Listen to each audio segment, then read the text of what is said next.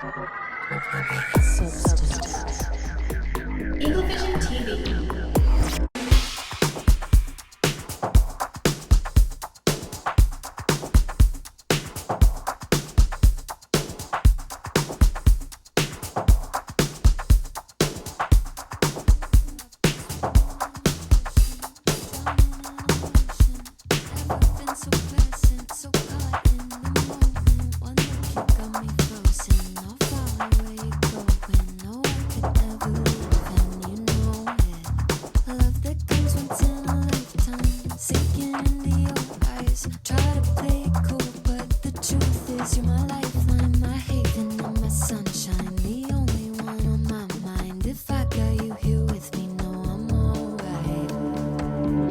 The sky fall, let it crumble. I got it all. With your hand in mine, baby, there's nothing in this life to keep us from running. Oh, oh, darling, I'll never let it go. Chasing forever, no stress, we'll just keep rolling. What's next? Nobody knows, but oh, oh, darling, I'll never let it go. Chasing forever, nobody gets me like you do. Got me feeling brand new. Love the way you love me, make me Welcome to see things Eagle Vision new. from Monday, January 29th, 2023. I'm Walaisha, and today's top story highlights our track team as they prepare for their upcoming season. Please tell us about the track season. So this year we're going to start track season around March. We should probably have about 6 or 7 meets this year. We're really confident going into this upcoming season because we won district last year. So we expanded to 7A this year. So it's going to be a little different than how it was, but we still feel like we can probably still be the best team in the district on the boys and the girls side. We caught up with Jakevius Brooks to chat about the upcoming season. Tell us about the track team this year. Well, track team straight right now. When we go there, we just do like simple practices, warm up, and then like laps and stuff when everybody working at events and stuff. That's basically what we do. It ain't real long. And we go in the weight room sometimes too. What are some of the challenges you feel like the team will face? It's like when it comes against like teams that we faced last year, like cleaning and stuff. Like they probably like they fast and stuff, and then getting in their heads. But I think we straight to still compete. When did you become so interested in running track? You just feel like if you want to, you just do it. And when you start running, and if you like it, you like it. If you don't, you don't. What strengths do you believe you have as an athlete? Honestly, I don't know. I just know I can do a lot of things that some folks can't. I just want to grow, basically. Do you have any hobbies outside of running track? Yeah, I work with cars, play football, and stuff like that. What do you believe is the greatest challenge that student athletes face? I had told myself one time that when my brother was here, I wasn't gonna stop playing football. Now he gone, so I'm gonna keep playing football, and I'm getting better at it and getting bigger than him too. So that's one achievement that I told myself I was gonna do, get better than him. How do you prepare for games? Do you have a weekly strategy? I just like when games come around, I don't talk a lot, so I just stay to myself and just zone out. And when I get down there in the locker room, you really don't see me because I just be by myself, like spots you can't find me at. What's the best advice you've been given for your coaches? Just take coaching, no matter what. If you feel like you gonna quit, don't quit. If you feel like you can't do it, just keep pushing, because at the end of the day, you put in a lot of work just to give up for no reason. The presidential election is gearing up for November. Many analysts are predicting that the 2024 will be an unprecedented presidential fight. We're down here on the C Hall with Coach Eilert. It is officially, really, presidential race for 2024 is now kicking off, and we're all but certain that it's going to be a 2020 rematch. What are your thoughts on the race to this point? Well, the presidential race for 2024 really started the morning after the 2020 election. I mean, our presidents, their first 4 years is trying to do what they can to run again, to get reelected. And I don't know, I think it's going to be a very nasty campaign. I think it's going to be a very ugly campaign. I do like the fact that we do live in a country where we get to choose our leaders instead of having them chosen for us. But I don't know. I honestly don't know. What do you think the number one issue for most Americans is going to be? Typically, it is the economy, which has been sluggish. Like I tell my kids in here, Americans don't care if you have Scooby-Doo in the White House, all right?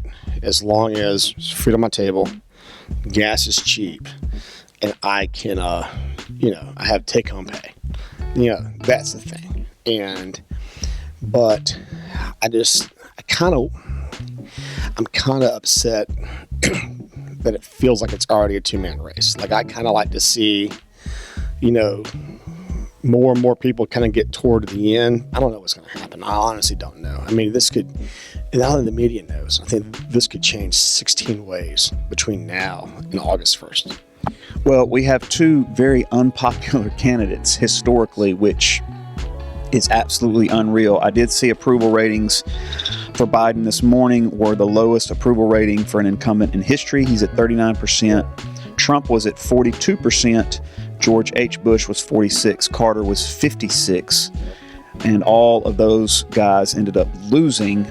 So, but at the same time, the opponent that Biden's running against, Trump, also has a wildly unpopular rating amongst many Americans.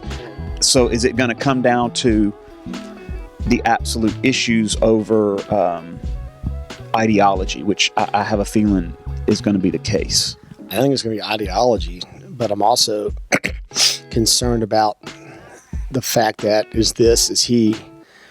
is Trump really trying to make this country better, or is this a revenge tour? I think this is going to be a very nasty campaign, probably even more nasty than 2016. But I do think that I think something's going to happen around July, August, because the Republicans have their convention, and then we got the Olympics in France this summer, and then we're going to have the Democratic convention in 1st of August. So I don't know if Biden will even be the president, running for president 1st of August. I don't know if Trump will be. So who knows? There could be a lot. He still has his legal issues he's dealing with. Who knows what can happen? But I think it's just for them to call the race now and say it's over with is absolutely ludicrous. One of our very own teachers here at Horn Lake recently pursued a new college degree and graduated with honors. We chatted with Mr. Ology about his new side career. You recently received the new degree. What were you in school for? So I was actually in school for a extra associate's degree in firearms technology. What led you to go back to school? Well, I've always been interested in firearms, gunsmithing, and everything to do with that.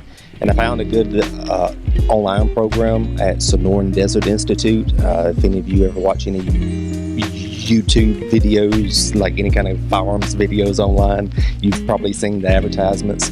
And they were a great program. And having already have my associates and bachelor's and master's, going back, I was able to complete the program in a year instead of the normal 2, because I didn't have to do all the gen ed classes, which was awesome.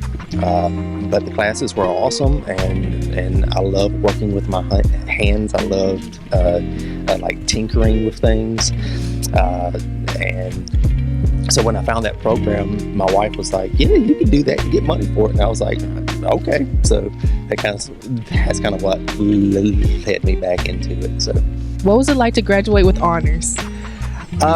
It was challenging at times because the courses were already accelerated courses to begin with online, and I was taking a full-time load on top of being here, doing shows, teaching, working full time. So it was a lot to keep those assignments up and to keep the grades in and everything up on par.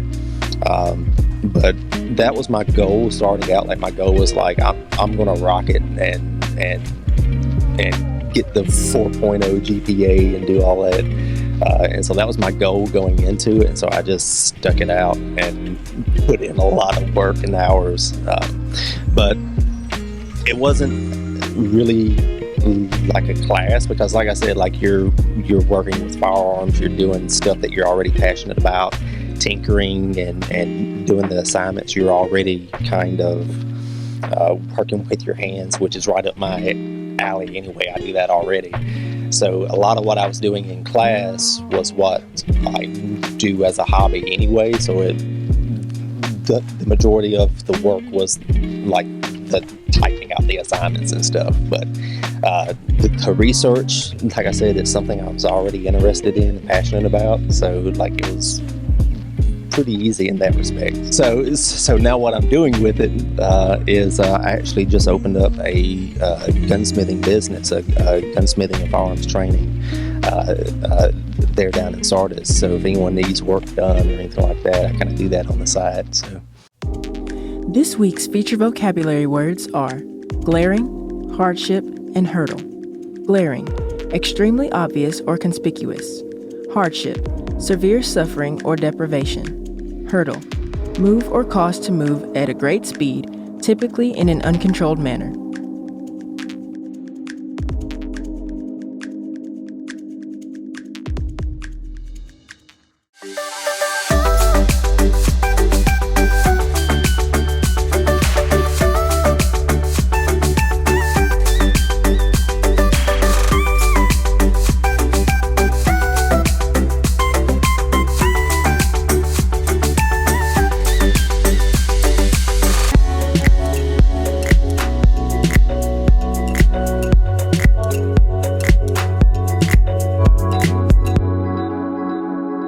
There's a talent show in Memphis at the Hickory Ridge Mall on Saturday, March 9th from 3 to 7 p.m. The showcase will feature students from ages 6 to 17. Students interested in participating can contact 901-859-0434. That's it for today's episode. Here at Horn Lake, we are better students, always growing and expecting more. Stay tuned for your lunch menus and athletic schedules. We'll see you here tomorrow. Have a fantastic day. With your hand in mine, baby, there's nothing in this life to keep us from running. Oh, darling, I'll never let it go. Chasing forever. No stress, we'll just keep rolling. What's next? Nobody knows, but darling, I'll never let it go. Chasing forever. Nobody gets me like you do. Got me feeling brand new. Love the way you love me, make me see things from a new view. You're making my garden bloom here inside your bedroom. Try to fight the feeling, but it's no use. Let the sky fall, let it crumble. I got it all. With your hand in mine, baby, there's nothing in this life to keep us from running. Oh, darling, I'll never let